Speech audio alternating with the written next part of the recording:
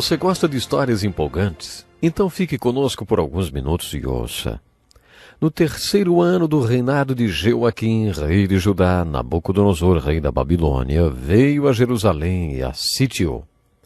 E o Senhor entregou Jeoaquim, rei de Judá, nas suas mãos, e também alguns dos utensílios do templo de Deus.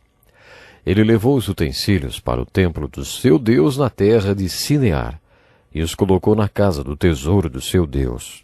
Depois o rei ordenou a Aspenaz, o chefe dos oficiais da sua corte, que trouxesse alguns dos israelitas da família real e da nobreza, jovens sem defeito físico, de boa aparência, cultos, inteligentes, que dominassem os vários campos do conhecimento e fossem capacitados para servir no palácio do rei. Ele deveria ensinar-lhe a língua e a literatura dos babilônios. De sua própria mesa, o rei designou-lhes uma porção diária de comida e de vinho. Eles receberiam um treinamento durante 3 anos e depois disso passariam a servir ao rei. Entre esses estavam alguns que vieram de Judá: Daniel, Ananias, Misael e Azarias. O chefe dos oficiais deu-lhes novos nomes. A Daniel deu o nome de Beltesazar, a Ananias, Sadraque, a Misael, Mesaque e a Azarias, Abednego. Daniel, contudo, decidiu não se tornar impuro com a comida e com o vinho do rei, e pediu ao chefe dos oficiais permissão para se abster deles. Seja bem-vindo para mais um programa Encontro com a Palavra. Estamos estudando os profetas do Velho Testamento. A aula de hoje é parte de um estudo introdutório de toda a Bíblia, do Gênesis ao Apocalipse. O texto que acabei de ler é nosso primeiro contato com Daniel, o 4º profeta maior e o 3º profeta do cativeiro. Como já destaquei antes, a queda de Jerusalém durou 20 anos. Jeoaquim era o rei quando Jerusalém foi sitiada pela primeira vez, quando apenas alguns cidadãos foram levados para a Babilônia. Jeoaquim rendeu-se a Nabucodonosor e o serviu durante 3 anos em Israel, inclusive pagando-lhe tributos. Mas esse não foi o lance mais trágico de Jerusalém. O pior ainda estava por vir. Depois de servir a Nabucodonosor por 3 anos, Jeoaquim rebelou-se. A cidade foi conquistada pela 2ª vez quando o filho de Jeoaquim, Joaquim, que entregou simbolicamente a cidade. Nesta mesma época, o irmão de Jeoaquim, chamado Zedequias, foi feito testa de ferro do rei da Babilônia durante 11 anos. E aí também rebelou-se. A cidade acabou sendo conquistada pela 3ª vez. Desta vez a conquista de Jerusalém foi catastrófica. A cidade foi destruída e todos os cidadãos foram levados cativos para a Babilônia, com exceção dos velhos, dos mais fracos, dos doentes e do profeta Jeremias. Daniel entrou em cena na primeira queda de Jerusalém, quando tinha mais ou menos 14 anos. Essa leva de judeus deportados para a Babilônia não era grande, mas, como descreve o texto que acabei de ler, era um grupo selecionado de pessoas como Daniel e seus amigos. Nabucodonosor disse ao chefe dos oficiais: quero os nobres e príncipes, quero a inteligência jovem, os de boa aparência, cultos e inteligentes. Ele não queria sacerdotes, nem profetas, nem religiosos. Ele queria os estudantes da lei, da medicina, gente jovem e realmente inteligente. Foi nessas condições que Daniel e seus amigos foram levados para a Babilônia. Na providência de Deus, eles foram estrategicamente colocados lá antes que outros cativos deixassem Jerusalém. Ezequiel só foi para a Babilônia 9 anos depois, antes da 3ª conquista e antes que grande parte da população também fosse exilada. Deus estava posicionando estrategicamente o ministério na Babilônia para que, quando a maior parte da população chegasse, houvesse alguma influência no palácio de Nabucodonosor a favor do povo. É empolgante ver a providência de Deus entrando em ação de maneira tão dinâmica. O livro de Daniel divide-se em 2 partes. Os 6 primeiros capítulos são uma narrativa histórica. Os capítulos de 7 a 12 são revelações proféticas. Quando pensamos em Daniel e Ezequiel, pensamos também no último livro do Novo Testamento, o Apocalipse. Podemos colocar Daniel, Ezequiel e o apóstolo João em uma mesma categoria de escritores bíblicos. Os três estavam exilados quando escreveram seus livros apocalípticos e escatológicos. Só com essa literatura apocalíptica, as revelações e visões, é que temos acesso a uma série de informações. Esses autores são escatológicos porque escreveram a respeito das últimas coisas. Escat, isso mesmo, significa as últimas coisas. Escatologia é o estudo das últimas coisas. No livro de Daniel, capítulo 7, versículo 12, encontramos uma profecia apocalíptica e escatológica. Essa parte do livro é tão difícil de ser entendida como são os livros de Ezequiel e de Apocalipse. Os 6 primeiros capítulos do livro de Daniel são fáceis de serem entendidos porque são uma narrativa histórica repleta de bênçãos. Lembre-se que o versículo-chave para toda e qualquer narrativa histórica da Bíblia que lemos é 1 Coríntios 10, versículo 11. Diz assim: essas coisas aconteceram a eles como exemplos e foram escritas como advertência para nós, sobre quem tem chegado o fim dos tempos.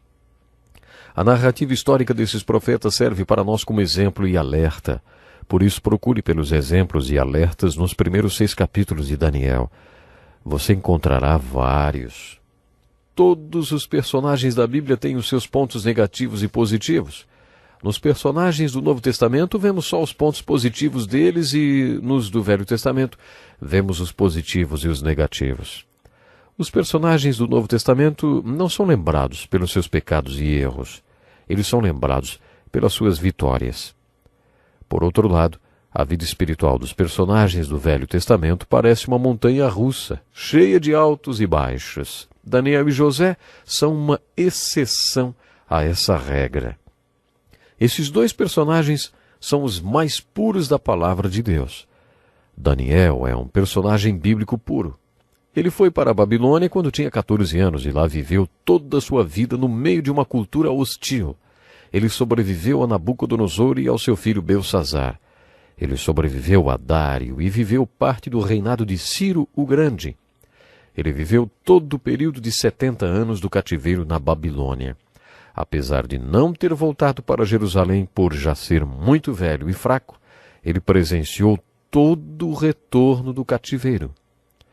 A partir dos 14 anos de idade, o papel e a função de Daniel era mostrar ao povo de Judá como enfrentar o cativeiro de maneira honrada. Daniel foi um grande exemplo para o povo de Judá e hoje é um grande exemplo para nós. Lemos em Romanos capítulo 12 assim: não se amoldem ao padrão do mundo. Isso quer dizer que a pressão do mundo existe, quer você tenha consciência disso ou não. Paulo continua dizendo em Romanos 12 assim, não se amoldem ao padrão deste mundo, mas transformem-se pela renovação da sua mente, para que sejam capazes de experimentar e comprovar a boa, agradável e perfeita vontade de Deus. Essa exortação foi feita aos crentes do Novo Testamento. Mas essa exortação era uma verdade para Daniel quando chegou à Babilônia. Não precisou de muito tempo para que Daniel sentisse essa pressão.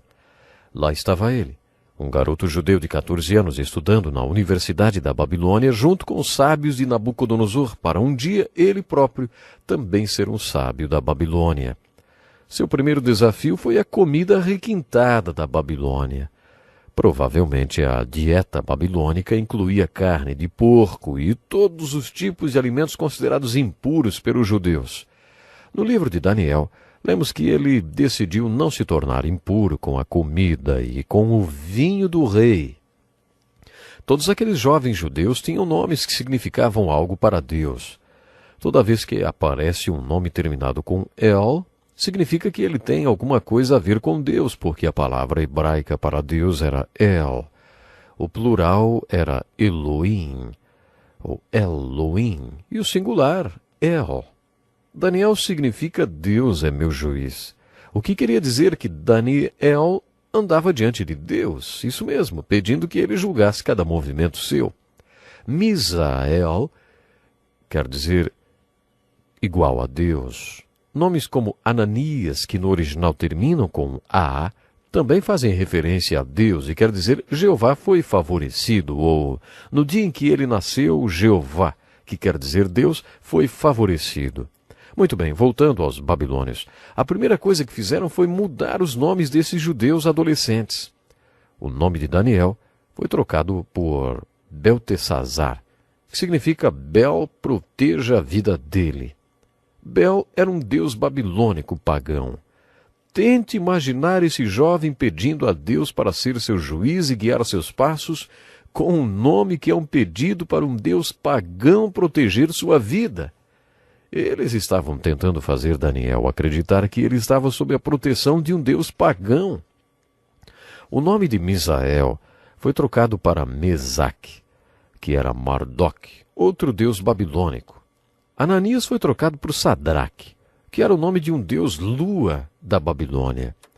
Azarias passou a ser Abednego, que significa servo do deus babilônico da sabedoria.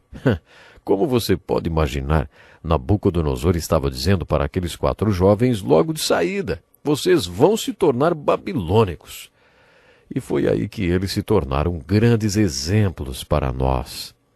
Aqueles adolescentes estavam em frente a Nabucodonosor e a todo o império babilônico e disseram: você não vai nos transformar em babilônicos. Nós vamos nos tornar crentes fiéis, isso sim. No capítulo 4 do livro de Daniel, esses 4 adolescentes judeus nos deram um grande exemplo. Nabucodonosor, o gênio que transformou o grande império babilônico numa força mundial, professou sua fé em Deus. Quando estudamos a história antiga, percebemos a importância do homem Nabucodonosor e a extensão do Império Babilônico. Nabucodonosor foi um personagem mundialmente importante. O capítulo 4 de Daniel é um dos mais impressionantes da palavra de Deus. Foi o próprio Nabucodonosor que escreveu parte dele professando sua fé no Deus de Daniel e de seus 3 amigos.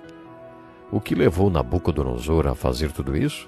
Tudo começou quando Daniel recusou-se a se contaminar com a comida da Babilônia. Mas eu tenho que ficar por aqui. Até o próximo programa.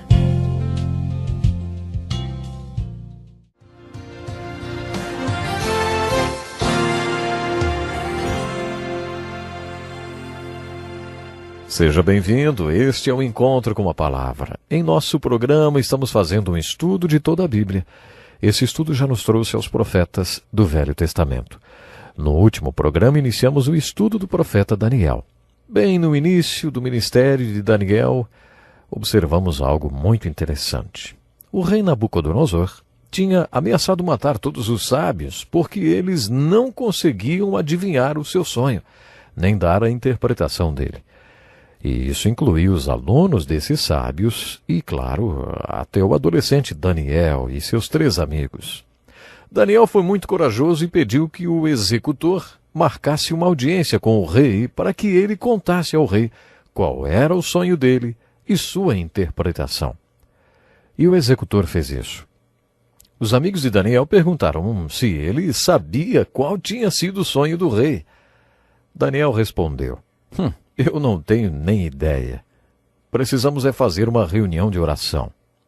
Então ele e seus amigos passaram a noite orando. E Deus revelou a Daniel, de maneira miraculosa, o sonho de Nabucodonosor. Daniel apresentou-se diante do imperador, que disse: você é capaz de contar-me o que vi no meu sonho e interpretá-lo? Daniel respondeu: nenhum sábio, encantador, mago ou adivinho é capaz de revelar ao rei o mistério sobre o qual ele perguntou, mas existe um Deus nos céus que revela os mistérios.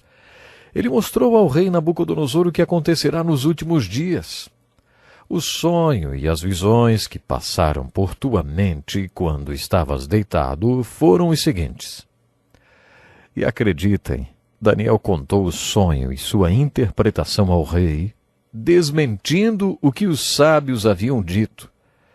Nabucodonosor caiu com o rosto em terra e a partir desse dia ele se referia a Daniel como o homem em quem habita o Espírito de Deus.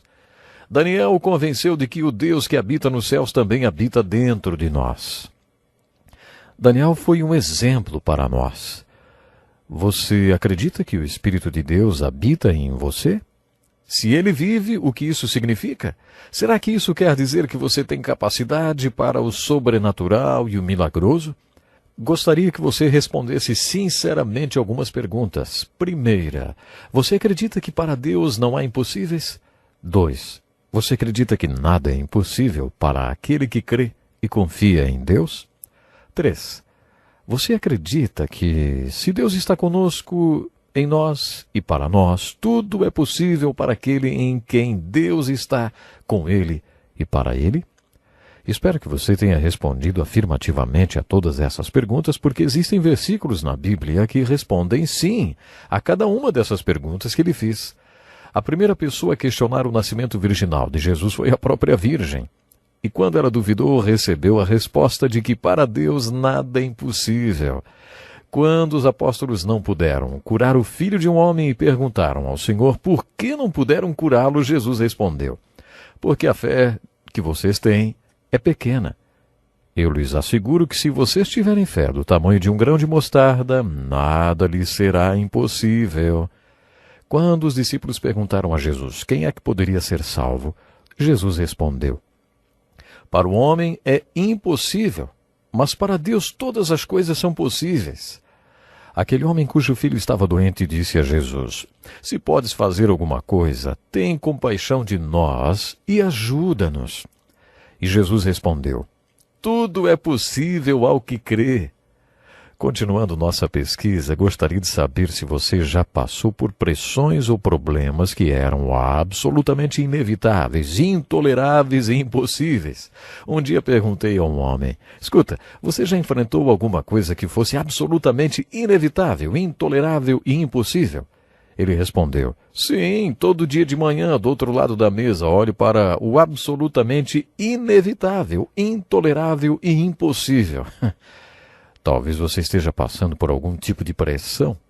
Terminamos o último programa falando sobre uma crise pela qual o profeta Daniel estava passando. Ele estava enfrentando um problema inevitável. Ele seria morto. Daniel, seus 3 amigos e todos os sábios que eram seus professores iam ser mortos por uma ordem de Nabucodonosor. O problema que Daniel estava enfrentando era insolúvel e inevitável. A ameaça de Nabucodonosor de matar todos os sábios era intolerável. Quando ele ordenou: diga-me o que sonhei e qual é a interpretação do sonho, Daniel se viu diante do impossível. No entanto, ele marcou uma audiência com Nabucodonosor e depois fez uma reunião de oração e pediu a Deus para fazer o impossível. Você vai entender por que Daniel é um grande exemplo para nós. O livro de Daniel registra vários milagres e demonstrações do sobrenatural. Os milagres são a revelação e a interpretação do sonho do Nabucodonosor, o resgate dos 3 amigos de Daniel da fornalha, a confissão de fé de Nabucodonosor, a inscrição na parede no capítulo 5 e o resgate de Daniel da cova dos leões. Esses 5 milagres nos revelam algo sobre Daniel. Daniel não estava apenas mostrando sua fé, mas um tipo de fé capaz de enfrentar o cativeiro na Babilônia. Toda a vida de Daniel se passou numa arena política babilônica. A cultura na qual ele viveu não poderia ser mais hostil. Na verdade, Daniel não foi um profeta como Isaías e Jeremias. Daniel foi um leigo que mostrou ao povo de Deus como viver com fé na Babilônia. Deixe-me destacar algumas maneiras usadas por Daniel para mostrar ao povo como passar o cativeiro babilônico. Daniel cria plena e irrestritamente no poder de Deus. Foi por isso que ele marcou uma audiência com Nabucodonosor. Daniel deixou bem claro para Nabucodonosor que não poderia contar qual era o seu sonho e a interpretação. Daniel disse: o Deus vivo e verdadeiro vive em mim. E porque ele vive em mim, tenho a capacidade de fazer o impossível. Tenho a capacidade de fazer milagres sobrenaturais. Daniel realmente acreditava no poder de Deus de maneira absoluta. O último desses 5 milagres foi o da cova dos leões. E a aplicação que tiramos da história de hoje é: o resgate de Daniel da cova dos leões nos mostra a importância que a oração tinha na vida dele. O milagre é realmente incrível. E esse resgate de Daniel mostra a pureza desse personagem bíblico. Como resultado da identificação e interpretação do sonho de Nabucodonosor, Daniel foi colocado em uma posição de destaque na Babilônia. Por causa da presença poderosa de Deus na vida de Daniel, ele foi promovido à posição de primeiro-ministro babilônico. No capítulo 6, vemos que, naturalmente, isso irritou os babilônicos de sangue azul, os aristocratas. Quando você lê os primeiros 6 capítulos de Daniel, observa que são mencionados diferentes reis. Os reis indicam a data histórica do relato. Nos 4 primeiros capítulos, o rei é Nabucodonosor. No capítulo 5 é Belsazar, filho de Nabucodonosor. No capítulo 6, o rei é Dário. Quando você focaliza historicamente esses reis, descobre que esses primeiros 6 capítulos do livro de Daniel cobrem um período de 70 anos. Quando você chega no capítulo 6, observa que os políticos do alto escalão da Babilônia estão com muita inveja de Daniel e querem que ele morra. Eles tentam, de todas as formas, incriminar Daniel. Jesus poderia ficar frente a frente com seus inimigos e dizer: qual de vocês tem alguma acusação de pecado contra mim, hein? E seus inimigos ficariam silenciosos. A maioria de nós só pode fazer isso na frente dos amigos, né? Nós, com certeza, não vivemos de maneira que nossos inimigos não tenham nenhum pecado do qual nos acusar. Daniel era tão íntegro que nem seus inimigos poderiam acusá-lo de alguma coisa. Eles não achavam nada de errado. A única acusação válida que tinham contra Daniel é que ele orava 3 vezes por dia. 3 vezes ao dia Daniel ia para seu quarto, abria a janela voltada para Jerusalém e ia orar. Daniel acreditava que Deus estava em Jerusalém. Ele orava de manhã, ao meio-dia e à noite.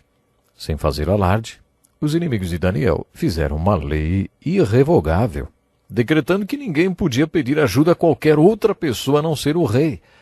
Esta lei não podia ser mudada e dizia que qualquer pessoa que rogasse ajuda a qualquer pessoa, senão ao rei, fosse outro homem ou Deus, seria jogado na cova dos leões.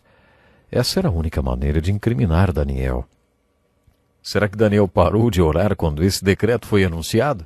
De jeito nenhum. Ele disse: vocês podem decidir o que farão comigo. Vou dizer uma coisa. Eu não consigo viver na Babilônia sem orar. Daniel continuou orando toda a manhã, ao meio-dia e à noite, como sempre tinha feito. E por isso foi jogado na cova dos leões. Essa história nos mostra um dos maiores milagres da vida de Daniel, mas principalmente que ele cria totalmente no poder da oração. Concluímos que quando Deus permitiu que Daniel fosse levado cativo para a Babilônia, Daniel creu na providência e nos propósitos de Deus. Ele creu totalmente. Daniel é um grande exemplo para nós. Quando adolescente, ele já cria totalmente no poder de Deus, no poder da oração e no propósito de Deus em levá-lo para a Babilônia. Foi por isso que possibilitou a Daniel ficar diante de Nabucodonosor, conquistar sua amizade, levá-lo à fé e acabar sendo o conselheiro do homem mais poderoso do mundo. Qual a aplicação que tiramos da vida de Daniel? É fácil. Você enfrenta problemas e pressões que são inevitáveis. Se você pudesse, se livraria desses problemas, dessas pressões? Sabe, muitas vezes enfrentamos problemas, crises ou desafios que são inevitáveis. Ficamos sem saída. Às vezes as pressões da vida são intoleráveis. Elas nos fazem deparar com o impossível. A aplicação devocional da vida de Daniel é: quando você enfrenta uma crise desse tipo, você crê totalmente no poder de Deus? Você crê totalmente no poder da oração? Você crê na providência e no propósito de Deus colocando você em lugares onde é forçado a encarar esses problemas? Você crê totalmente em Deus? Então, ouse ser um Daniel. Ouse ter a fé de Daniel. Quando alguém crê plenamente no poder de Deus e no poder da oração, sua fé serve de obstáculo às contaminações da Babilônia.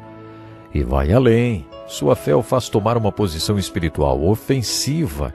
Essa fé faz dos babilônios crentes em Jesus. Infelizmente, o nosso tempo acabou. Leia Daniel. Isso mesmo, leia Daniel. Vale a pena. Nosso tempo se foi. Então, até o próximo programa.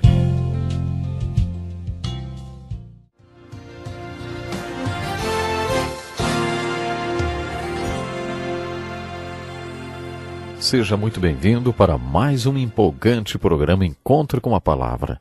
Este é um estudo de toda a Bíblia e nós estamos estudando os profetas do Velho Testamento. Vários livros da Bíblia poderiam ser transformados num roteiro de peça teatral. Você deve se lembrar que sugeri que o livro de Jó fosse apresentado nesta forma literária. O livro de Esther é mais um desses livros que poderia ser um roteiro de peça. O mesmo pode-se dizer do livro de Daniel. A narrativa dos 6 primeiros capítulos do livro de Daniel é muito dramática e poderia muito bem virar uma peça de teatro. Todos os seus 12 capítulos dariam um belo drama. O elenco seria formado por personagens como Daniel e seus 3 amigos, Ananias, Misael e Azarias. Também incluiríamos os líderes políticos da Babilônia. Quando você estiver lendo o livro de Daniel, lembre-se que ele cobre um período de 70 anos de história. 2 potências mundiais são mencionadas nos primeiros 6 capítulos do livro, Babilônia e Pérsia. Além de Daniel e seus 3 amigos, também precisaríamos de um ator para fazer o papel de Nabucodonosor, o grande rei do Império Babilônico. Entrariam no elenco personagens como o filho de Nabucodonosor, Belsazar, Dário, rei dos Medos, Ciro o Grande, rainhas, os sábios da Babilônia e, claro, políticos e soldados. O cenário seria a Babilônia. Entre o Velho e o Novo Testamento existiram 5 grandes impérios mundiais. Primeiro, a Síria. Os babilônicos dominaram os assírios. No capítulo 6 de Daniel, lemos que os medos e persas conquistaram a Babilônia. Mais tarde, o Império Grego conquistou a Pérsia. O Império Romano conquistou os gregos. A essa altura, aí já estamos no Novo Testamento. Na época do livro de Daniel, o Império Assírio já tinha começado e acabado. Portanto, os impérios mundiais referentes ao período do livro de Daniel são, principalmente, o Império da Babilônia, que durou 70 anos, e o Império Persa, que, junto com as 127 províncias da Pérsia e da Média, formam o contexto histórico do livro de Esther. Nas suas profecias, Daniel faz referência à potência da Grécia e de Roma. 4 poderes, Babilônia, Pérsia, Grécia e Roma, aparecerão em algumas profecias de Daniel. Para entender o cenário histórico do livro de Daniel e principalmente o personagem Nabucodonosor, é importante compreender como era a cidade da Babilônia. Preste atenção na descrição dessa cidade. Babilônia, cenário do ministério de Daniel, era a cidade maravilhosa do mundo antigo. Sua população era de mais de 2 milhões de pessoas, e historiadores antigos contam que a cidade tinha quase 100 quilômetros de comprimento e 25 quilômetros de largura. Seus muros tinham 110 metros de altura, mais altos, portanto, do que um prédio de 37 andares e quase 30 metros de espessura. Assim eram os muros. Seu fundamento tinha uma profundidade de 13 metros para baixo do solo, mais de 4 andares, tornando impossível a construção de túneis por inimigos. Esta muralha foi construída com blocos de 40 centímetros quadrados e de cerca de 30 centímetros de espessura. Esses eram os blocos. Em toda sua extensão havia um espaço livre de 400 metros entre a cidade e a muralha. Do lado de fora, a muralha era protegida por valas profundas cheias de água. Havia 250 torres ou guaritas para soldados e 100 portões de bronze. A cidade era dividida pelo rio Eufrates. As 2 margens foram protegidas por muralhas de tijolos, 25 portões que as ligavam a ruas e também a balsas. Havia uma ponte de pedra com quase 1 quilômetro de comprimento e 11 metros de largura. Inclusive, haviam pontes movediças que eram retiradas à noite. Havia um túnel sob o rio de 7 metros de largura e mais de 4 metros de altura. Escavações recentes confirmam exatamente esses relatos antigos.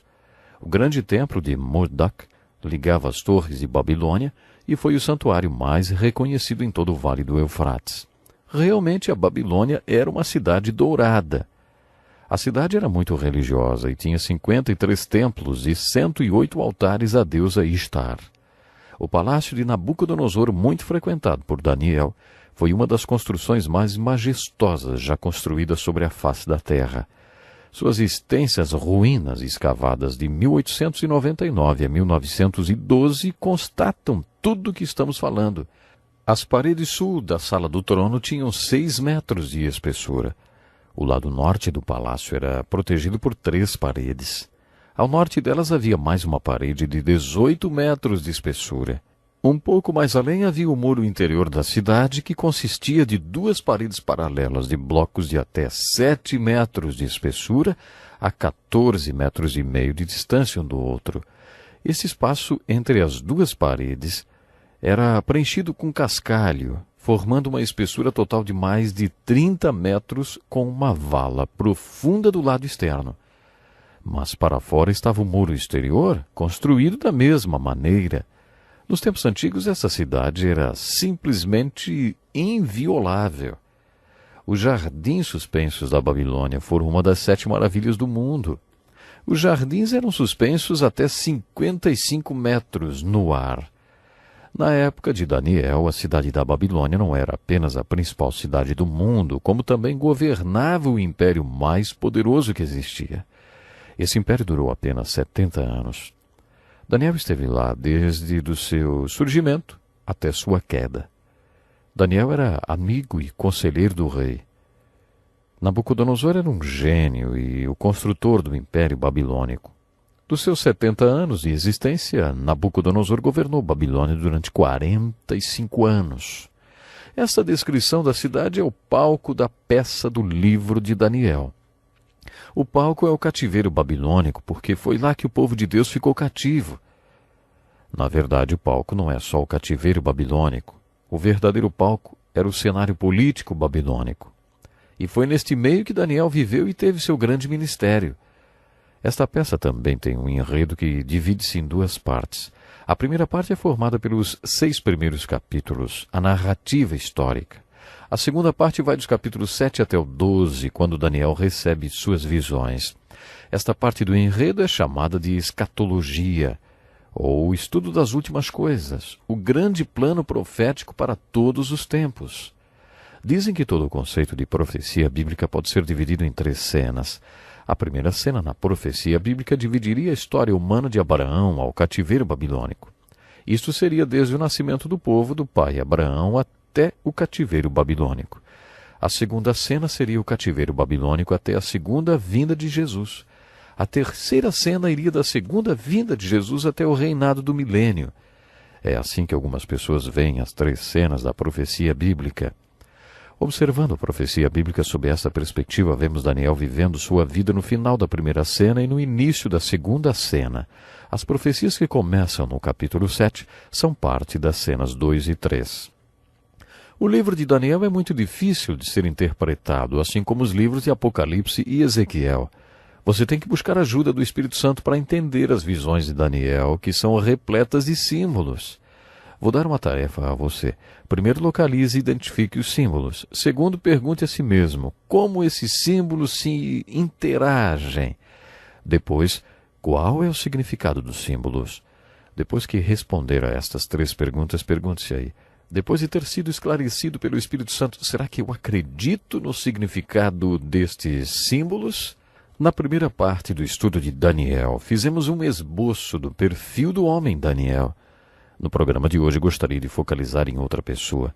Daniel não é o único personagem deste livro da Bíblia. No capítulo 3, lemos uma história que provavelmente você já ouviu falar na escola dominical. A história é sobre os 3 amigos de Daniel, cujos nomes foram trocados para Sadraque, Mesaque e Abednego. Daniel não é nem mencionado nesta história. Como Daniel, esses jovens eram judeus tementes a Deus. Eles acreditavam totalmente no poder de Deus. Eles acreditavam totalmente na providência e no propósito de Deus. Assim como Daniel não iria se contaminar comendo alimento impuro, quando Nabucodonosor fez uma estátua de ouro gigante e ordenou que todos em seu império se curvassem e adorassem aquela estátua, esses três homens, esses 3 jovens, recusaram-se a adorar a essa estátua. Você já conhece a história. Eles foram jogados na fornalha porque se recusaram a adorar a estátua de Nabucodonosor. No capítulo 3, observamos que esses homens não tinham certeza se Deus iria livrá-los. Eles disseram ao rei: não precisamos defender-nos diante de ti. Se formos atirados na fornalha em chamas, o Deus a quem prestamos culto pode livrar-nos, e ele nos livrará das tuas mãos, ó rei. Mas, se ele não nos livrar, saiba, ó rei, que não prestaremos culto aos teus deuses, nem adoraremos a imagem de ouro que mandaste erguer. Eles não tinham certeza se Deus os livraria, mas eles foram miraculosamente salvos quando foram jogados na fornalha. No elenco desta peça do livro de Daniel há outros personagens. O exemplo que gostaria de destacar agora é o de um babilônio. No programa anterior falamos naquele que crê em Deus, no cristão, que determinou que os babilônios não fariam dele um babilônio. No programa de hoje eu gostaria de focalizar o babilônio que se tornou cristão por causa de posição de Daniel, exatamente, por causa de seus amigos, que determinaram que não se contaminariam pelo babilônio. Se você observar cuidadosamente a descrição feita da cidade da Babilônia ou a descrição do palácio de Nabucodonosor, terá uma ideia do poder absoluto desse homem. No capítulo 5 do livro de Daniel lemos: a quem o rei queria matar, matava; a quem queria poupar, poupava; a quem queria promover, promovia; e a quem queria humilhar, humilhava. Portanto, a autoridade e o poder de Nabucodonosor eram absolutos. Para nós é muito difícil aceitar ou compreender um regime de governo tão totalitário e ditador como era o de Nabucodonosor. Quando conhecemos um pouco mais sobre esse homem, entendemos o impacto do capítulo 4 do livro de Daniel. É claro que Daniel deu testemunho de sua fé a Nabucodonosor. Não há dúvida de que quando Daniel identificou e interpretou o sonho de Nabucodonosor, isso causou profundo impacto no rei. No próximo programa nós vamos ver as revelações de Daniel da visão da estátua de um homem. Vamos estudar sobre isso no próximo programa e eu gostaria que você se preparasse para estar conosco.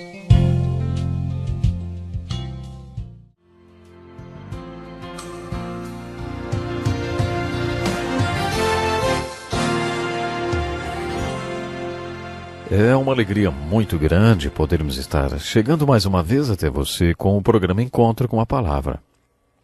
Estamos na metade de um empolgante estudo sobre o profeta Daniel. Gostaria de começar o programa de hoje com um dos capítulos mais impressionantes da Bíblia, o 4º capítulo do livro de Daniel. Isso mesmo. Ele é o testemunho do líder de um império mundial que professou sua fé no Deus vivo e verdadeiro depois de sua vida ter sido impactada pelo testemunho de 4 adolescentes hebreus. Daniel impactou a vida de Nabucodonosor quando sobrenaturalmente descreveu e interpretou um sonho seu. Os 3 amigos de Daniel, Ananias, Misael e Azarias, influenciaram a vida de Nabucodonosor quando foram salvos da fornalha depois de terem se recusado a se curvarem diante da imagem de ouro do rei. Uma das lições que podemos tirar deste episódio é confiar em Deus, mesmo que a resposta não seja aquela que você quer. Não temos conhecimento de outras experiências de Nabucodonosor. Muita coisa pode ter acontecido com ele que não está registrada no livro de Daniel. Em um sonho de Nabucodonosor, uma pedra foi cortada fora de uma montanha de maneira sobrenatural, não por mãos humanas. Esta pedra caiu nos pés da grande estátua de Nabucodonosor, os pés que eram feitos de ferro e barro. Isso fez com que toda a estátua caísse e se desintegrasse, espatifando-se em pedacinhos no chão. Daniel interpretou este sonho dizendo todos os reinos representados pelo ouro, prata, bronze, ferro e pelos pés, que eram de ferro e barro, e que seriam totalmente conquistados por um único reino, o reino de Deus. Tenho certeza que isso impressionou Nabucodonosor.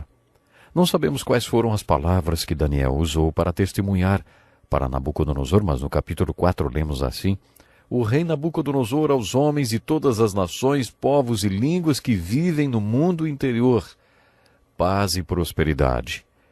Tenho a satisfação de falar-lhe a respeito dos sinais e das maravilhas que o Deus Altíssimo realizou em meu favor. Como são grandes os seus sinais, como são poderosas as suas maravilhas. O seu reino é um reino eterno, e o seu domínio dura de geração em geração.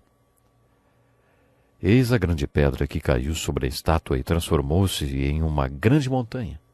Aparentemente, Daniel impressionou Nabucodonosor quando disse que a pedra representava o reino de Deus que ainda estava por vir. Nabucodonosor continua seu testemunho dizendo assim, Eu, Nabucodonosor, estava satisfeito e próspero em casa, no meu palácio. Tive um sonho que me deixou alarmado. Estando deitado em minha cama, os pensamentos e visões que passaram pela minha mente deixaram-me aterrorizado. Por isso decretei que todos os sábios da Babilônia fossem trazidos à minha presença para interpretarem o sonho para mim. Ele não estava se referindo ao primeiro sonho, mas a um outro. Quando os magos e os adivinhos vieram, ele disse, contei-lhes o sonho, mas eles não puderam interpretá-lo. Por fim veio Daniel à minha presença e eu lhe contei o sonho. Ele é chamado Beltesazar, em homenagem ao nome do meu Deus, e o espírito dos santos deuses está nele. Eu disse, Beltesazar, chefe dos magos, sei que o espírito dos santos deuses está em você, e que nenhum mistério é difícil demais para você. Vou contar-lhe o meu sonho. Interprete-o para mim. O sonho também foi descrito no capítulo 4. Esse não foi o primeiro sonho que Nabucodonosor teve, que recusou-se a contar aos seus sábios. Ele contou esse sonho e depois desafiou os sábios a interpretá-lo. Depois que seus sábios não conseguiram interpretá-lo, ele trouxe Daniel, que lhe deu a interpretação. Ele escreve, olhei e diante de mim estava uma árvore muito alta no meio da terra. A árvore cresceu tanto que a sua copa encostou no céu. Era visível até os confins da terra. Tinha belas folhas, muitos frutos, e nela havia alimento para todos. Debaixo dela os animais do campo achavam abrigo e as aves do céu viviam em seus galhos. Todas as criaturas se alimentavam daquela árvore. Nas visões que tive deitado em minha cama, olhei e vi diante de mim uma sentinela, um anjo que descia do céu. Ele gritou em alta voz, derrubem a árvore e cortem os seus galhos, arranquem as suas folhas e espalhem os seus frutos. Fujam os animais de debaixo dela e as aves dos seus galhos, mas deixem o toco e as suas raízes presas com ferro e bronze. Fique ele no chão, em meio à relva do campo. Observem como o pronome pessoal muda agora. Ele será molhado com o orvalho do céu e com os animais comerá grama da terra. A mente humana lhe será tirada, e ele será como um animal, até que se passem 7 tempos. A decisão é anunciada por sentinelas. Os anjos declaram o veredito, para que todos os que vivem saibam que o Altíssimo domina sobre os reinos dos homens e os dá quem quer, e põe no poder o mais simples dos homens. Esse é o sonho que eu, rei Nabucodonosor, tive. Agora, Beltesazar, diga-me o significado do sonho, pois nenhum dos sábios do meu reino consegue interpretá-lo para mim, exceto você, pois o espírito dos santos deuses está em você. Daniel sentou-se estarrecido e silencioso por 1 hora, chocado com o significado do sonho. Então o rei lhe disse, Beltesazar, não deixe que o sonho ou a sua interpretação o assuste. Beltesazar respondeu, meu senhor, quem dera o sonho só se aplicasse aos teus inimigos e o seu significado somente aos teus adversários. A árvore que vistes, que cresceu e ficou enorme, cuja copa encostava no céu, visível em toda a terra, com belas folhas e muitos frutos, na qual havia alimento para todos, abrigo para os animais do campo e morada para as aves do céu nos seus galhos. Essa árvore, ó rei, és tu. Tu te tornaste grande e poderoso, pois a tua grandeza cresceu até alcançar o céu, e o teu domínio se estendeu até os confins da terra. E tu, ó rei, viste também uma sentinela, o anjo que descia do céu e dizia, derrubem a árvore e destruam-na, mas deixem o toco e as suas raízes presos com ferro e bronze. Fique ele no chão, em meio à relva do campo. Ele será molhado com o orvalho do céu e viverá com os animais selvagens, até que se passe 7 tempos. Agora preste atenção nisto. Até que admitas que o Altíssimo domina sobre os reinos dos homens e os dá a quem quer.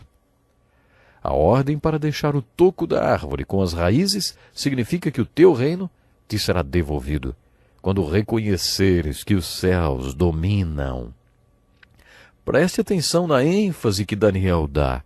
Portanto, ó rei, aceita o meu conselho, renuncia a teus pecados e a tua maldade, pratica a justiça e tem compaixão dos necessitados. Talvez, então, continues a viver em paz. Tudo isso realmente aconteceu com Nabucodonosor 1 ano depois que ele teve o sonho. Outra pessoa passa a escrever porque, aparentemente, Nabucodonosor tornou-se insano. 12 meses depois, quando o rei estava andando no terraço do palácio real da Babilônia, disse: Acaso não é esta a grande Babilônia que eu construí como capital do meu reino, com o meu enorme poder e para a glória da minha majestade? As palavras ainda estavam nos seus lábios, quando veio do céu uma voz que disse: É isto que está decretado quanto a você, rei Nabucodonosor. Sua autoridade real lhe foi tirada. Você será expulso do meio dos homens, viverá com os animais selvagens e comerá capim como os bois. Passarão 7 tempos até que admita que o Altíssimo domina sobre os reinos dos homens e os dá a quem quer. A sentença sobre Nabucodonosor cumpriu-se imediatamente. Ele foi expulso do meio dos homens e passou a comer capim com os bois. Seu corpo molhou-se com o orvalho do céu, até que os seus cabelos e pelos cresceram como as penas da águia, e as suas unhas como as garras das aves. O episódio horroroso acabou e Nabucodonosor voltou a escrever. Ao fim daquele período, eu, Nabucodonosor, levantei os olhos ao céu e percebi que o meu entendimento tinha voltado. Então louvei o Altíssimo, honrei e glorifiquei aquele que vive para sempre. O seu domínio é um domínio eterno, o seu reino dura de geração em geração. Todos os povos da terra são como nada diante dele. Ele age como lhe agrada, com os exércitos dos céus e com os habitantes da terra. Ninguém é capaz de resistir sua mão ou dizer-lhe: o que fizeste? Naquele momento voltou-me o entendimento e eu recuperei a honra, a majestade e a glória do meu reino. Meus conselheiros e os nobres me procuraram. Meu trono me foi restaurado. A minha grandeza veio a ser maior ainda. Agora eu, Nabucodonosor, louvo, exalto e glorifico o Rei dos céus, porque tudo o que ele faz é certo e todos os seus caminhos são justos. E ele tem poder para humilhar aqueles que vivem com arrogância. Este capítulo da Bíblia é muito importante porque essas são as palavras de Nabucodonosor. O impressionante nesse estudo que estamos fazendo do Velho Testamento sobre Israel, Judá e o Reino do Norte é entender que tudo isso não é lenda, é história. Esse foi um dos maiores líderes políticos que já existiu, um tirano e ditador no seu império mundial. O jovem Daniel foi um testemunho para Nabucodonosor. Daniel tinha tomado a decisão de não deixar que fizessem dele um babilônio. Daniel fez de um babilônio um cristão. O testemunho de Nabucodonosor, o imperador da Babilônia, no capítulo 4 de Daniel, é um testemunho incrível. O comportamento de Nabucodonosor foi de um louco. Ele viveu e foi tratado como animal, largado nos campos, com pelos pelo corpo e unhas compridas. Ele até comeu capim. Deus tinha um propósito nisto tudo. E o seu propósito era que Nabucodonosor aprendesse que o Altíssimo domina sobre os reinos dos homens e os dá a quem quer. Nós hoje precisamos ficar por aqui, mas observamos nesse estudo a importância de alguém ser fiel a Deus e como Deus pode usar esta fidelidade para transformar outras pessoas. Temos muito ainda o que aprender com a vida de Daniel. Então, esteja conosco no próximo programa.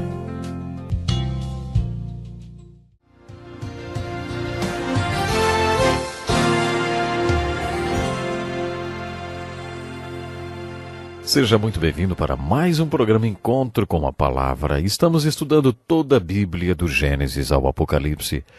Chegamos aos profetas do Velho Testamento e hoje continuaremos o estudo das profecias de Daniel. Dedicamos os 2 últimos programas ao livro de Daniel e vimos que este livro tem 12 capítulos divididos de acordo com seu conteúdo. Os 6 primeiros capítulos são uma narrativa histórica fácil de ser entendida e com aplicações claras. Os 6 capítulos seguintes são bem diferentes porque descrevem as visões e revelações do profeta Daniel. Esses capítulos são tão difíceis de se entender como as revelações e profecias dos livros de Ezequiel e Apocalipse, o último livro da Bíblia. Como já disse, nesses escritos apocalípticos, seus autores tiram o véu e nos expõem as visões e revelações de Deus. Se não fosse por esses escritos, só com a sabedoria humana, aí não teríamos acesso às revelações que o Espírito Santo faz nesses textos. Agora que chegamos à segunda parte do livro de Daniel, analisando as visões e revelações proféticas, precisamos entender alguma coisa sobre o conteúdo dessas revelações. Acho que quando entendemos o sonho que Nabucodonosor teve no 2º capítulo, interpretado sobrenaturalmente por Daniel, passamos a ter uma certa compreensão do conteúdo das suas revelações proféticas. Quando Nabucodonosor teve esse sonho, ele disse aos seus sábios: "Esta é a minha decisão. Se vocês não me disserem qual foi o sonho e não me interpretarem, farei que vocês sejam cortados em pedaços e que as suas casas se tornem montes de entulho. Mas se me revelarem o sonho e o interpretarem, eu lhes darei presentes, recompensas e grandes honrarias. Portanto, revelem-me o sonho e a sua interpretação." Os sábios responderam: "Não há homem na terra que possa fazer o que o rei está pedindo. Nenhum rei, por maior e mais poderoso que tenha sido, chegou a pedir uma coisa dessas a nenhum mago, encantador ou astrólogo. O que o rei está pedindo é difícil demais. Ninguém pode revelar isso ao rei, senão os deuses, e eles não vivem entre os mortais." E exatamente aí eles erraram. Daniel mostrou que Deus realmente vive nos homens e vivia nele. Por isso ele foi capaz de contar o que Nabucodonosor tinha sonhado e a interpretação do sonho. Daniel teve uma audiência com Nabucodonosor. Ele contou seu sonho e sua interpretação. Foi isso que ele disse ao rei: "Tu olhaste, ó rei, e diante de ti estava uma grande estátua. Uma estátua enorme, impressionante, e sua aparência era terrível. A cabeça da estátua era feita de ouro puro. O peito e o braço eram de prata. O ventre e os quadris eram de bronze. As pernas eram de ferro e em parte de barro. Enquanto estavas observando, uma pedra soltou-se sem auxílio das mãos. Atingiu a estátua nos pés de ferro e de barro e os esmigalhou. Então o ferro, o barro, o bronze, a prata e o ouro foram despedaçados, viraram pó, como pó do trigo na eira durante o verão. O vento os levou, sem deixar vestígio, mas a pedra que atingiu a estátua tornou-se uma montanha e encheu toda a terra." A interpretação que Daniel deu ao sonho de Nabucodonosor era que este homem representava 4 reinos diferentes. A cabeça de ouro representava a Babilônia. A prata representava a Pérsia, que conquistou a Babilônia. A parte de bronze representava a Grécia, que conquistaria a Pérsia. As pernas de ferro representavam o Império Romano. Os estudiosos se dividem quanto ao significado dos pés serem de ferro e de barro. Alguns acreditam que sejam reinos que nunca se tornaram potências mundiais. Outros dizem que os pés representam o Império Romano quebrando-se em 10 partes. De qualquer forma, este foi o sonho de Nabucodonosor interpretado por Daniel. A parte mais importante desse sonho foi a pedra cortada sobrenaturalmente de um lado da montanha que caiu nos pés da estátua, destruindo-a. Esta pedra tornou-se a montanha que cobriu toda a terra. Daniel disse que a pedra era o reino eterno de Deus, que conquistaria todo o mundo.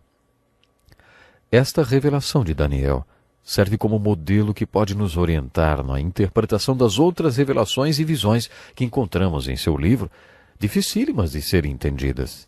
É possível entendê-las, mas é muito difícil.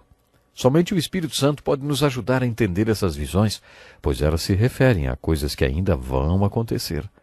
No capítulo 16 de seu Evangelho, João afirma que o ministério especial do Espírito Santo é nos revelar coisas que estão por vir.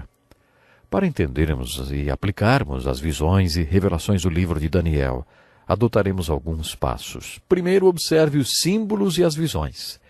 Na primeira visão que Daniel teve, registrada no capítulo 7, os símbolos e visões são semelhantes, de certa forma, ao primeiro sonho de Nabucodonosor. Daniel viu 4 animais.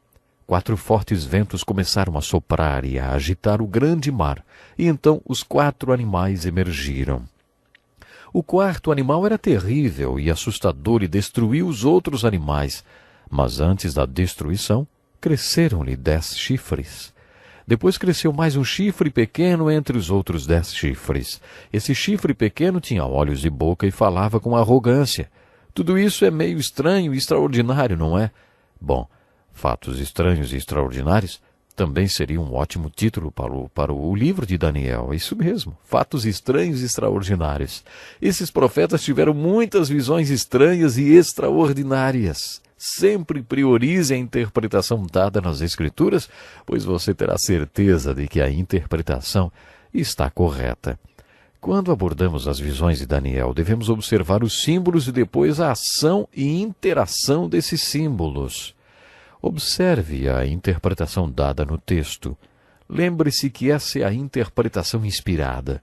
Depois de fazer isso, ore pedindo ao Espírito Santo que mostre a você o que eles significam. Pergunte: o que o texto está dizendo? O que isso significa? E o que significa para mim? No capítulo 7, Daniel teve um sonho. A interpretação inspirada de Daniel revela que estamos novamente diante de 4 reinos. Ele me respondeu, dando-me essa interpretação. Os 4 grandes animais são 4 reinos que se levantarão da terra. Mas os santos do Altíssimo receberão o reino e o possuirão para sempre. Sim, para todo sempre. Então quis saber o significado do 4º animal, diferente de todos os outros e o mais aterrorizante, com seus dentes de ferro e garras de bronze, o animal que despedaçava e devorava suas vítimas e pisoteava tudo que sobrava. Também quis saber sobre os 10 chifres da sua cabeça e sobre o outro chifre que surgiu para ocupar o lugar dos 3 chifres que caíram, o chifre que tinha olhos e uma boca que falava com arrogância. Enquanto eu observava, esse chifre guerreava contra os santos e os derrotava, até que o ancião veio e pronunciou a sentença a favor dos santos do Altíssimo. Chegou a hora de eles tomarem posse do reino. Ele me deu a seguinte explicação. O 4º animal é um 4º reino que aparecerá na terra. Será diferente de todos os outros reinos e devorará a terra inteira, despedaçando-a e pisoteando-a. Os 10 chifres são 10 reis que sairão desse reino. Depois deles um outro rei se levantará e será diferente dos primeiros reis. Ele falará contra o Altíssimo, oprimirá os seus santos e tentará mudar os tempos e as leis. Os santos serão entregues às mãos dele por um tempo, tempos e meio tempo. Temos nesta visão algo que encontraremos em todas as visões de Daniel. Então a soberania, o poder e a grandeza dos reinos que há debaixo de todo o céu serão entregues nas mãos dos santos, o povo do Altíssimo. O reino dele será um reino eterno, e todos os governantes o adorarão e lhe obedecerão.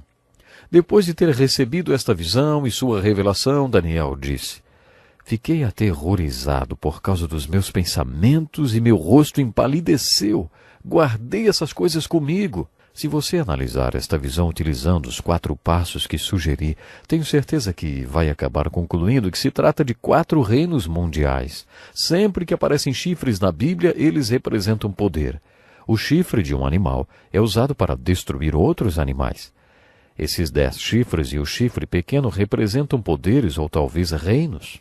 Muitos interpretam este 4º reino como sendo o Império Romano reconstruído.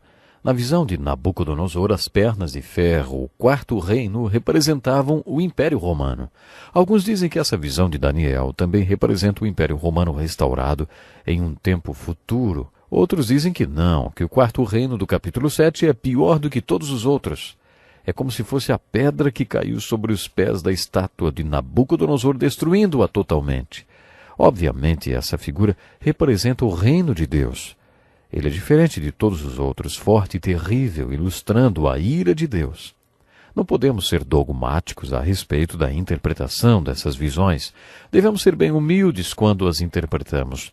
Quer sejamos unânimes ou não a respeito dos detalhes, uma coisa sobre o capítulo 7 de Daniel é certa. Se você faz parte do povo de Deus, você está no time dos vitoriosos, porque todas as visões terminam com uma vitória. Elas ilustram o reino de Deus conquistando todos os outros reinos e sendo o reino que dura para sempre e sempre. É com esta observação otimista que você termina sua meditação sobre as visões de Daniel. E, em especial, sobre esta dos 4 animais. No capítulo 8 temos outra visão de Daniel, chamada o carneiro e o bode. Daniel diz várias vezes, olhei e vi. Ele estava tendo suas visões e revelações. Daniel levantou seus olhos e o que foi que ele viu? Ele viu um carneiro junto ao rio que tinha 2 chifres. Os 2 chifres eram grandes, um maior do que o outro. O maior apareceu por último. Mais tarde ele ficaria sabendo que esse chifre maior é o Império da Média e da Pérsia. O Império da Média e da Pérsia foi uma grande potência mundial que conquistou a Babilônia. A Pérsia tornou-se maior do que o reino dos Medos. O chifre maior está ilustrando esse reino. Isso foi revelado a Daniel depois. Antes disso ele vê um bode. Esse bode tem um chifre bem grande entre os olhos. Com esse chifre grande, o bode ataca furiosamente o carneiro que tem 2 chifres. A interpretação dessa visão diz que esse chifre grande no bode era o reino da Grécia. A Grécia conquistou a Pérsia. Bom, temos que ficar por aqui. Até o nosso próximo programa.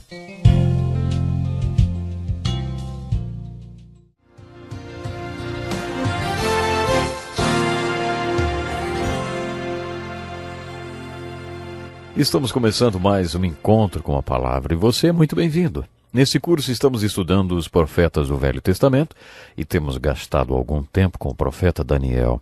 A visão ou a revelação profética mais famosa de Daniel é a das 70 semanas. Esta visão é precedida de uma das orações mais impressionantes da palavra de Deus. Você se lembra que eu disse que Daniel tinha algumas verdades espirituais que fizeram com que ele suportasse a Babilônia e aquela arena política? As 3 verdades espirituais de Daniel eram: ele cria totalmente no poder de Deus. Daniel cria totalmente na oração. E Daniel cria totalmente na providência e no propósito de Deus, que foram estratégicos quando Deus o colocou na Babilônia. Os babilônios tinham inveja de Daniel e por isso tentaram incriminá-lo, mas não conseguiram. A única coisa que eles tinham para acusá-lo é que ele orava o tempo todo. Por isso criaram uma lei que proibia qualquer pessoa de orar. Mas Daniel continuou orando. O capítulo 6 do livro de Daniel mostra que a oração era uma das verdades espirituais para Daniel. Daniel estava simplesmente dizendo: eu não consigo viver na Babilônia sem orar, preciso orar. De um lado, uma lei irrevogável, do outro lado, Daniel que não iria parar de orar. Resultado: Daniel foi parar na cova dos leões. Quando lemos a oração de Daniel registrada no capítulo 9, percebemos imediatamente que é a oração de um homem que orava o tempo todo. Daniel orava como se sua vida na Babilônia dependesse disso. E realmente dependia. Não vou ler a oração toda porque ela é muito longa, mas se você estudá-la, descobrirá que foi por causa desta oração que ele teve a visão das 70 semanas. Se você analisar a oração dele, como ele se dirige a Deus, perceberá que essa não é uma oração centrada nele mesmo, mas em Deus. Daniel estava lendo as Escrituras, as cópias das profecias de Jeremias, e se deu conta de que, de acordo com aqueles escritos, já era o tempo do povo de Deus retornar do cativeiro babilônico. Isaías e Jeremias tinham profetizado que depois de 70 anos o povo de Judá retornaria para a sua terra. O livro de Daniel cita vários reis. Os 70 anos e o tempo do cativeiro se completaram no tempo de Dário, dos Medos. Nos 4 primeiros capítulos do livro de Daniel, o rei que está no poder é Nabucodonosor. No capítulo 5 é Belsassar, filho de Nabucodonosor. E no capítulo 6, o governo era de Dário, dos Medos. Dario ou Dário não era o imperador da Pérsia e da Média. Ele era um tipo de primeiro-ministro ou governador do reino de Ciro o Grande. Era Ciro quem estava no poder naquele tempo. O fato de Dario dos Medos estar dentro da estrutura política indica que os 70 anos de cativeiro já haviam se passado e que já era hora do povo retornar para Judá. Quando Daniel fez esta oração, ele estava meditando sobre as profecias de Jeremias e ficou surpreso com o fato de que o tempo previsto para a volta do povo para Jerusalém já havia se cumprido. Quando Daniel orou a respeito disso, confessou seus pecados e os pecados do povo. Como já disse, Daniel é um dos personagens mais puros da Bíblia e não conseguimos pensar em nenhum pecado do qual ele fosse culpado. Mesmo sendo tão puro, ele se identificava com os pecados do povo, falando várias vezes: nós temos cometido pecado, somos culpados. Não te demos ouvidos, ele diz. Daniel implora o perdão de Deus.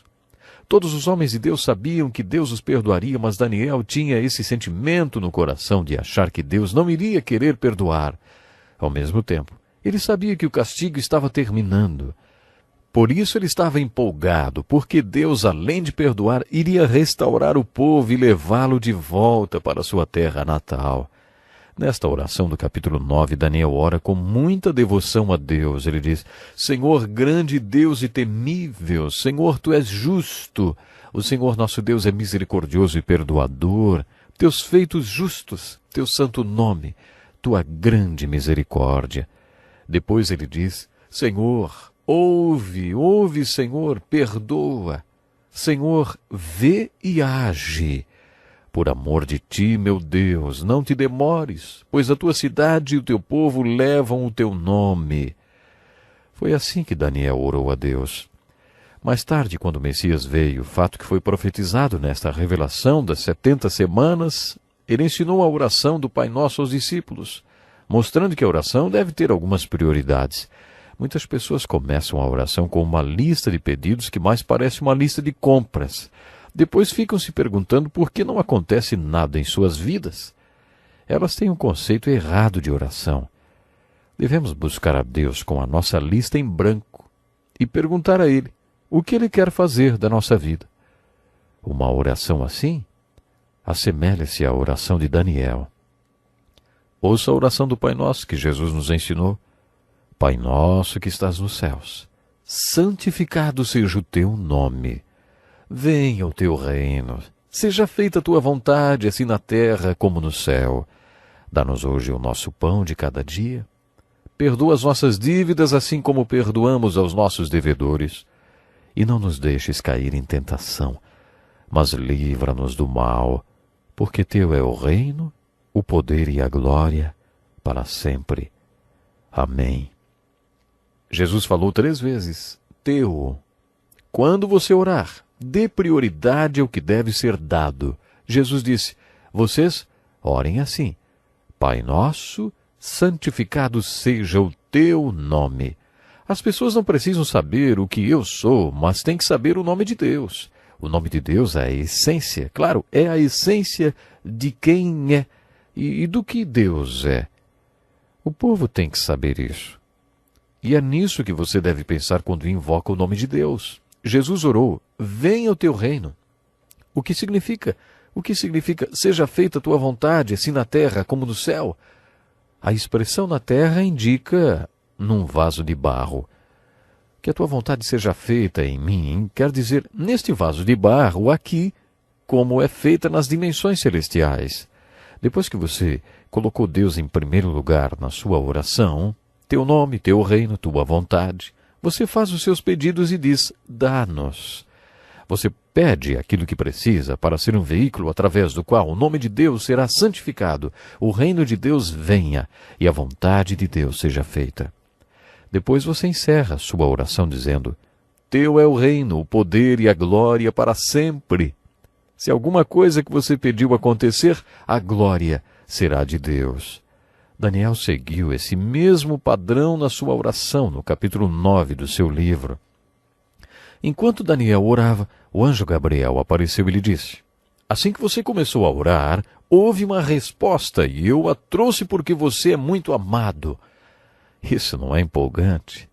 Deus estava respondendo à oração de Daniel. A primeira coisa que o anjo disse foi: Deus ama você, Daniel. Deus amava aquele moço que tinha se decidido por Deus diante do império da Babilônia e depois diante do império da Pérsia e da Média. Então Gabriel passou a dar a visão das 70 semanas, uma das profecias messiânicas mais precisas da Bíblia. O propósito destas semanas era acabar com a transgressão, dar fim ao pecado, expiar as culpas, trazer justiça eterna, cumprir a visão e profecia e ungir o Santíssimo. Deus falou com Daniel como se estivesse falando com o povo.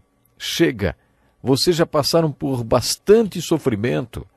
Agora verão o meu trabalho, verão o meu milagre para que vocês voltem para casa. Sempre que Isaías e Jeremias profetizavam o retorno do cativeiro, profetizavam também o primeiro advento de Jesus, o Messias. Quando você estuda a profecia das 70 semanas, precisa fazer algumas contas. Deus está dizendo a Daniel que assim como o cativeiro durou 70 semanas, o tempo entre o cativeiro e a vinda do Messias também duraria 70 semanas. A palavra aqui traduzida por semana é uma unidade numérica de 7 anos. Se você multiplicar 70 por 7, ou seja, um período de 70 semanas por 7, porque cada semana corresponde a 7 anos, então terá 490 anos. Estas semanas de ano são divididas em 7 semanas, mais 62 semanas e mais uma semana. No meio desta última semana, o ungido virá e será cortado fora, ou morto. Se você junta tudo isso, tem uma profecia precisa do Messias. A data do início do cumprimento da profecia é de quando Ciro emitiu o decreto autorizando o povo judeu a voltar para Jerusalém.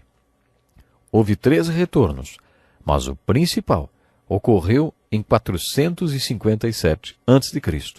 Se você pegar 62 semanas mais 7 e multiplicar isso por 7, obtém 483 anos. Se você soma 483 com 457 a.C., você chega ao ano 26 depois de Cristo. Os estudiosos dizem que esse é o ano em que o Messias começou seu ministério público. Deveria haver uma semana de anos, mas eu explico. Cada dia da semana corresponde a um ano, ou correspondendo a um ano, então cada semana corresponde a 7 anos. No meio desta semana de anos, ele, referindo-se a Cristo, seria cortado fora, ou morto. Os estudiosos dizem que ao final desses 3 anos e meio, a partir de 26 depois de Cristo, Jesus foi crucificado. Olha, essa profecia messiânica é muito precisa. Quando você toma consciência desses detalhes da profecia de Daniel, percebe que suas profecias são difíceis de serem interpretadas. Você sempre encontra estudiosos discutindo sobre esse assunto, sobre essas semanas, sobre essas profecias. Uma verdade que fica bem clara nesta profecia das 70 semanas de Daniel é que você tem uma previsão precisa da vinda do Messias e o início do seu reino, para o qual haverá um fim. Todas essas profecias possuem o símbolo que mostra que o reino de Deus é vindo como um reino eterno, controlando os reinos deste mundo. Podemos tirar uma aplicação disso. Se você é do povo de Deus, está no time dos vencedores. Podemos perder algumas batalhas, mas vamos vencer a guerra. Está terminando aqui o nosso estudo de hoje. Espero que você possa realmente estar no time dos vencedores, no time de Daniel. Que maravilha. Bom, até o próximo programa.